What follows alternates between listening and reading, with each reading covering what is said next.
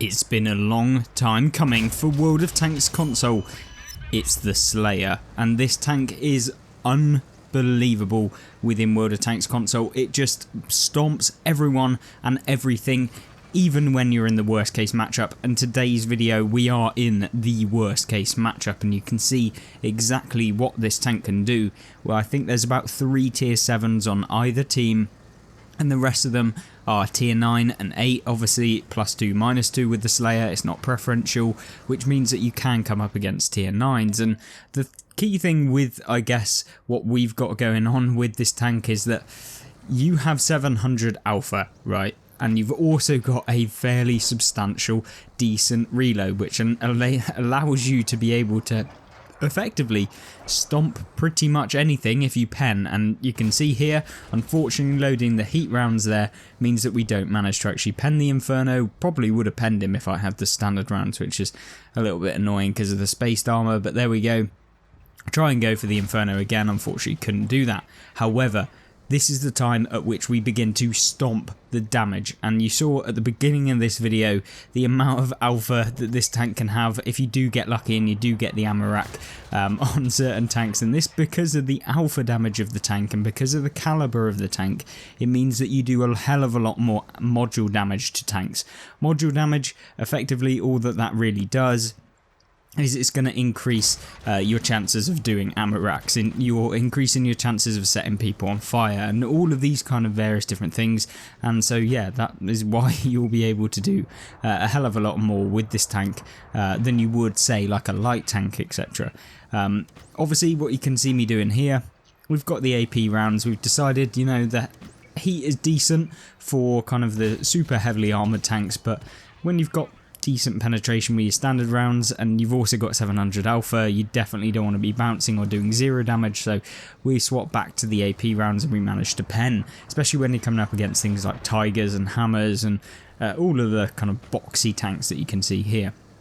Now then, you see the Tiger 1A18 that's kind of pushed up, and we also see in the AE Phase 1. Now luckily for us, the AE Phase 1, the tier 9 heavy tank for the American line, has got its side of the turret exposed, which means that we can pump and dump a nice clean round into him. And you can see within very minimal effort, within 3 minutes of the game, we've picked up 2,100 damage, and that does not stop here. You can see we pick up the final kill on the Tiger 1A18 as well. So this is where it just starts building up, and with the Slayer you can do that in such a quick fashion that most tanks that you come up against just will not be able to deal the amount of damage in the amount of kind of rounds that you can deal in the Slayer. Even like tier 9s typically don't even have that good reload to be able to pump out like 700 alpha. You don't get any armor with the Slayer, so you know that's kind of the negative of the tank, but doesn't really matter about armor when you can kind of stay hidden. And because the camo and concealment, if you look down in the bottom right, when we stop, the concealment circle basically becomes tiny, so you have like double the view range to concealment within this tank, which means that yeah, you're just not really ever going to get spotted. And for the most part that is the case even in like tier 9 games, where people typically have better view range and are able to spot your tank easier. It doesn't even really matter because this tank is just so stealthy. And in tier 9, in tier 7 games even, the tank is basically invisible for the most part, unless you fire, of course, and that means that most people are going to very much struggle with this. And so what I want to kind of get through to you guys is never underestimate how powerful the Slayers can be on the enemy team, especially because they reload so fast. And if they've got all of the perks which are going to buff up the reload, so you can look at about a 10-second reload to do 700 alpha if you're using enhanced combat rations as well, which I pretty much recommend on every single tank in the game regardless of what it is. Using enhanced combat rations is something I would almost all of the time use, and so don't ever not really take your tank out with that. Now you can see here J Panther now moving forward. We kind of messed the shot up there really, and hence why we managed to only track him. But considering the amount of shots where we could have penned if we got just slightly lucky, kind of showcases that we could be on like 4k damage right now if we just hit those kind of last couple of shots, or the first couple of shots which we bounce with the heat round and stuff like that. So if we were kind of min-maxing the tank, by which I mean like if we were very much like top of the tree, if we were top of the game in the tank, we wouldn't be bouncing that sort of stuff, which means that for the most part, if a very, very, very experienced player gets in the Slayer, there's going to be a very minimal chance of them being able to be taken out, and they're probably going to win probably like 80% of games because it is just that powerful. It has just everything that you need. Now, granted, we could yet again have penned, but we don't manage to. But it doesn't matter because we're on 3,300 damage, and it's not like the accuracy of this tank is that bad. Like, we were just getting a little bit unlucky. And so, yeah, it's very, very easy to rack up damage. It's very easy to take opponents out.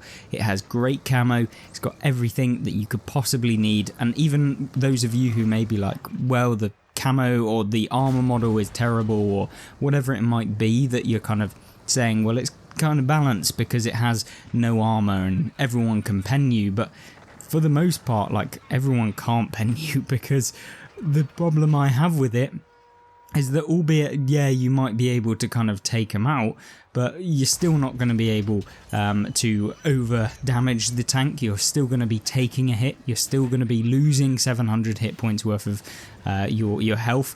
And considering it's a tier 7 and you're coming up against tier 9s and you're able to outtrade them, and often if you're coming up against tier 8s, you can basically two-shot them. And if that Caro got actually not lucky there, we would have taken him out easily. We low-rolled to almost like a min roll there, only dealing 616 damage, and unfortunately we get taken out. But if you look in the top right hand corner, we dealt 5,089 damage in a tier 9 game, and this wasn't just like a tier 9 game where you get like 2 tier 9s, 1 tier 8 and the rest tier 7s. This was like probably one of the worst case matchups that you're going to be seeing. And even though we lose, even though we get taken out, even though there's plenty of things that went wrong and we miss people, we still dealt 5,086 damage, which means that this tank can never be underestimated. It's a premium tank that literally did more damage than anyone in the game as a tier 7 bottom tier tank with, you know, no armor or anything really within the game, and we still dealt just under 1,000 more damage than tier 9s within the game. That pretty much tells you all that you need to know about the Slayer, and we'll jump into another replay and focus on a kind of different aspect of the tank. Jumping into the next replay. Now this is one that focuses on a completely different style of the tank, on a completely different kind of aspect of the tank, and what can really sway this tank from just being like your very high damage dealing tank that you can rely on to be the one that's going to pump out tons and tons of damage, thousands of damage. It can also be the tank that is the decider between your team winning and your team losing, and that's kind of where I think that this tank comes into the role of just being so strong, so competitive. And if a player is great at choosing tanks that are kind of the ones that he needs to get out of the game, or you need to get out of the game if you're playing this tank, and you're the one that's going to be the decider as to who is going to be the most important target, who's going to be the least important target, then this is the tank for you. And because of the alpha damage, when you're playing in tier 5 and 6 games like you're seeing here, because remember it's +2 -2, and with 700 alpha you've got more hit points worth of damage that you can deal than most tanks that you're going to be coming up against at tier 5 and of course tier 6 as well, as you could see with the Sentinel AC4 that we just pumped out damage against. And you know what? When you're in a tier 5 game, it's actually kind of a detriment to you, because for the most part tanks don't have the hit points to be able to receive multiple shots from you, which means that you're only dealing like 400 damage per shot. So it's almost like a negative to be in a tier 5 game, although it's super overpowered to play against this tank, because You can effectively take out any tank in the game in one shot when you're playing in tier 5 games and tier 6 games.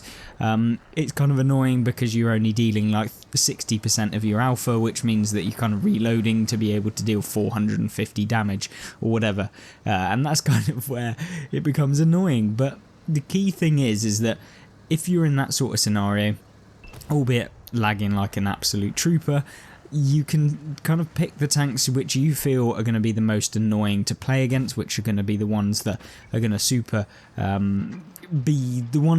super aggressive. And so what you'll see is that you can actually be the one that takes out the high priority targets, and by doing that you're increasing your chances of winning further and beyond just literally dealing the sheer amount of damage that you can deal in this tank, because albeit damage is always good, but sometimes dealing damage to the right tanks can be more beneficial than if you were to just, you know, deal X amount of damage to X tank. It still doesn't really matter at the grand scheme of things. Now, unfortunately, we do bounce or miss the VK there, which is annoying, but it's not too big of a problem.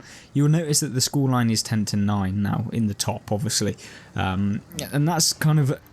It's going to be difficult for us to push out more and more damage as the game goes on. So if you haven't already racked up like 3k damage by this point in the game, it's in a tier 5 and 6 game, then you're probably not going to be able to deal like a 5k damage game. So I'm letting you know for free that it's not going to be a 5k damage game, but you're seeing now the strength of the Slayer if you can last to the end, and lasting to the end is what this Slayer is all about. And by its name, by its definition, Slayer, it's going to kill things, it's going to get things out of the game, it's going to be the one that takes targets out of the game, removes them, just completely annihilates a lot of the opponents that you'll be facing.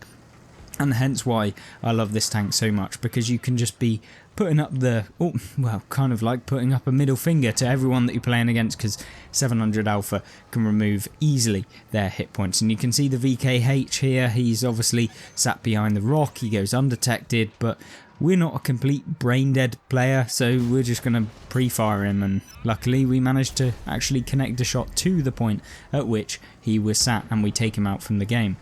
Now, one thing I want to highlight is that yes, the tank is really good at being able to take people out. It's really good at being able to stay hidden when you're playing it in that sort of playstyle, when you're using camo net and you're using advanced optics. But as you can see in the bottom left hand corner, it's not the fastest of tanks, albeit when you do get up to top speed, which you can see here with at like 40 kilometers an hour, it's not terrible, it's just not like 100% the best. And so the thing is that you have to get going early with this tank to be able to make sure that when you are fully reloaded, when you are ready to fire, that you have someone to fire at. And that is always the problem that you'll face if you play the Slayer. And you can see here we have picked up 2.6k damage, which in a tier 5 heavy kind of game, and I'm not talking about the tank class, I'm talking about like there's a lot of tier 5 heavies, or tier 5s in the game, then to be able to deal this amount of damage is actually not too bad. And that's something I want to kind of focus on, is that sometimes it's not always about the amount of damage you can deal, but the impact you can have in the game. And what you will notice is that we've been able to pick up a lot of kills within this game, and that is something that a lot of tanks won't be able to do. They just don't have the alpha to remove the last remaining hit points off of a tank, or maybe you only have one opportunity to hit a tank, and so then you miss, and then you maybe hit them but you only deal 100 damage, and then they get behind cover and then they're just a nuisance. You hit a tank with this, that's them out of the game, and that is something you cannot disregard on the Slayer. It has all of the things that tick the boxes for me as a tank destroyer. If you're interested in buying it, it is worth it. It is one of the premiums that I think, value for money wise, it's really fun.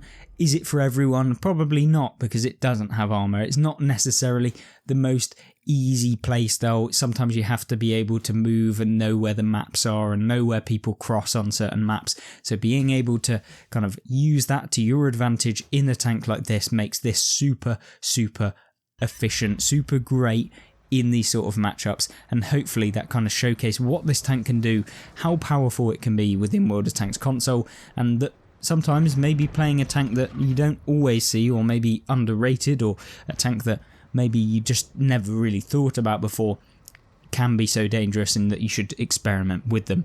If you are interested in experiments, then check out this video on screen, which is really a great one for you to be able to kind of showcase even more tanks and interesting tanks that you can use in novel ways, like the IS-7 as a speed build with various different tanks, and there'll be also a gameplay playlist that kind of features a lot of those and loads of different tank reviews that you can have a look at. So check out either of those if you're interested, and if not, I hope you have a fantastic rest of your day, and I hope you join me in the next one. Goodbye.